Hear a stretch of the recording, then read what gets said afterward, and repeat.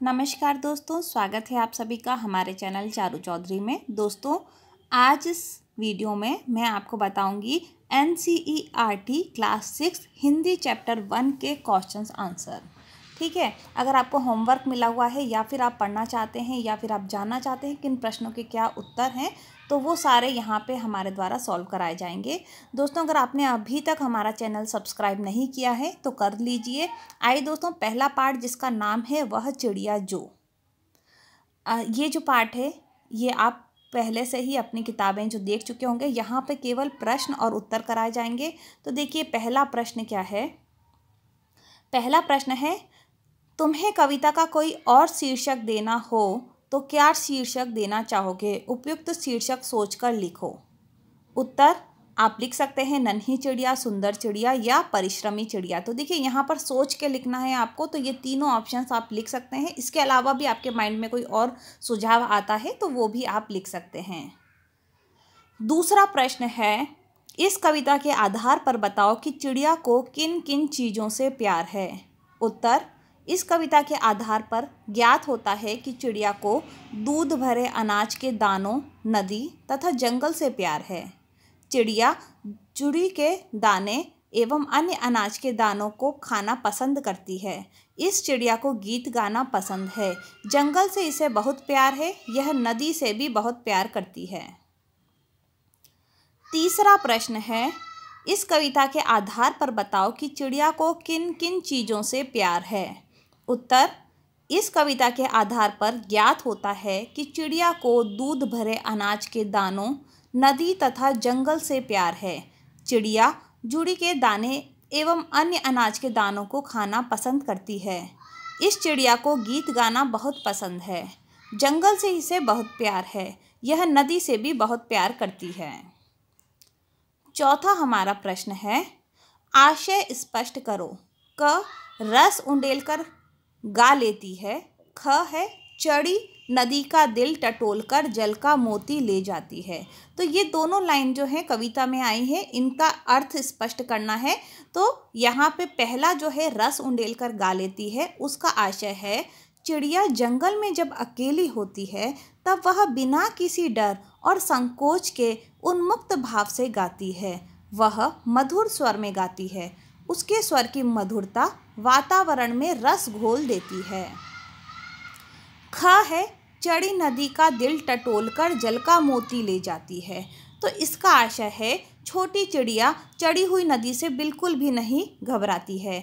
वह उफनती नदी के बीच से अपनी चोंच में पानी की बूंद लेकर उड़ जाती है। यानी लबालब भरी नदी की जल राशि का अनुमान लगाकर उस जल राशि में से जल का मोती निकाल लाती है। अर्थात उसी पानी से चिड़िया अपनी प्यास बुझाती है। इसलिए पानी मोती की तरह अमूल्य है। देखिए, ये जो अगला प्रश्न पूछा गया है ये अनुमान और कल्पना के आधार पर पूछा गया है। ठीक है, तो यहाँ पे देखिए प्रश्न है, कवि ने नीली चिड़िया का नाम नहीं बताया है। वह कौन सी चिड़िया रही होगी? इस प्रश्न का उत्तर जानने के लिए पक्षी विज्ञानी सलीम अली की पुस्तक भारतीय पक्षी देखो। इनमें ऐसे पक्षी भी शामिल हैं जो जाड़े में एशिया के उत्तरी भाग और अन्य ठंडे देशों से भारत आते हैं।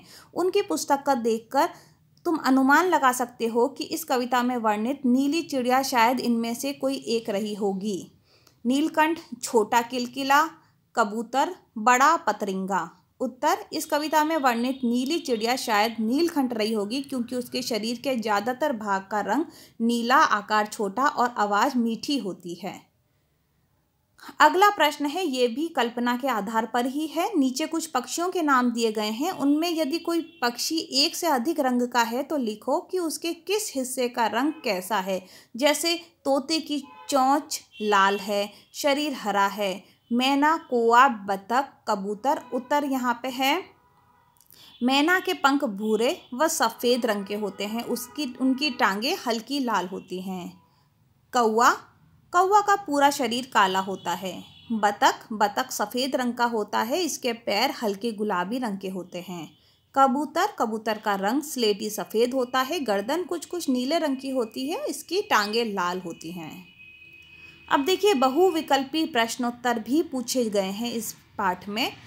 तो क है, चिड़िया आनंद पूर्वक क्या खाती है? आपके पास 4 ऑप्शंस हैं। दूध भरे गेहूं के दाने, दूसरा है दूध भरे मक्का के दाने, तीसरा है दूध भरे ज्वार के दाने, चौथा है दूध भरे धान। तो यहाँ पर सही उत्तर है दूध भरे ज्वार के दाने।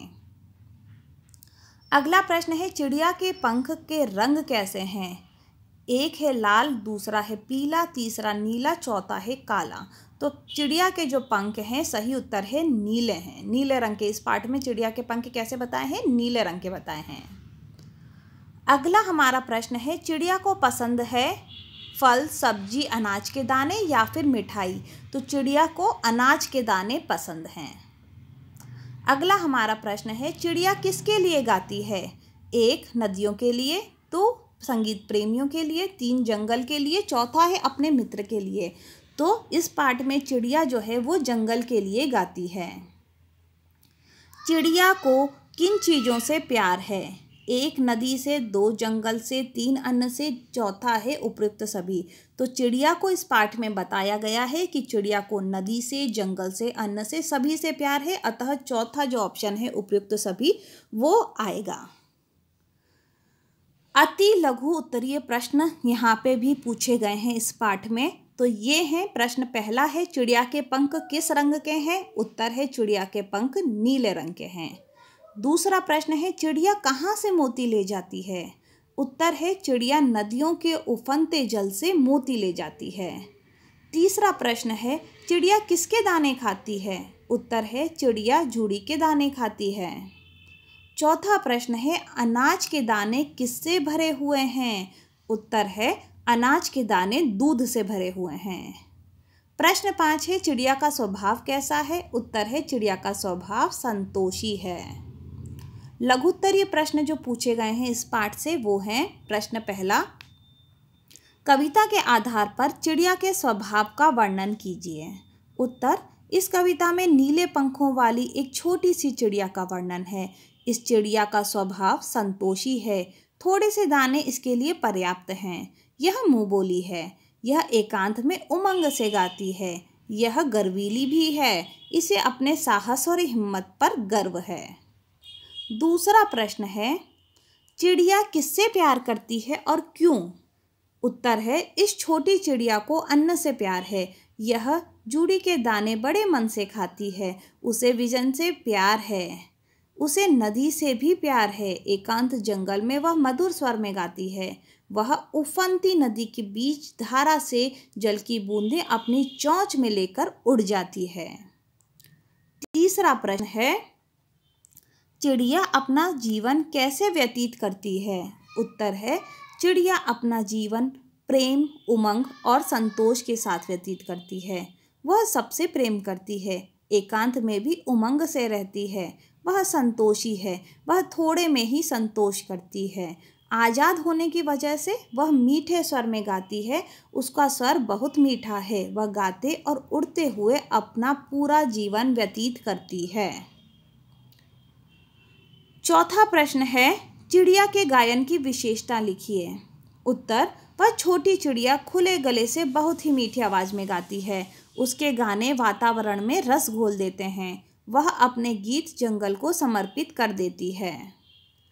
पांचवा प्रश्न और अंतिम प्रश्न है इस पाठ का, चिड़िया के माध्यम से कवि हमें क्या संदेश देना चाहते हैं? उत्तर है, कवि चिड़िया के माध्यम से खुशी से जीने का संदेश हमें देते हैं। चिड़िया के माध्यम से हमें सीख मिलती है कि हमें थोड़े में ही संतोष करना चाहिए। इस कविता में अकेले रहकर भी उमंग से जीने का संदेश दिया गया है। इसके साथ ही कवि हमें बताते हैं कि विपरीत परिस्थितियों में भी हमें साहस नहीं खोना चाहिए, हमें अपनी क्षमता को पहचानना चाहिए। तो दोस्तों, यह था पाठ पहला हिंदी का। उम्मीद करती हूँ कि यह सभी क्वेश्चन आंसर आपके लिए उपयोगी होंगे। अगर आपको ये वीडियो पसंद आई है तो आप लाइक कर सकते हैं, शेयर कर सकते हैं और अपनी क्लास के अन्य विद्यार्थियों के साथ में भी शेयर किया जा सकता है।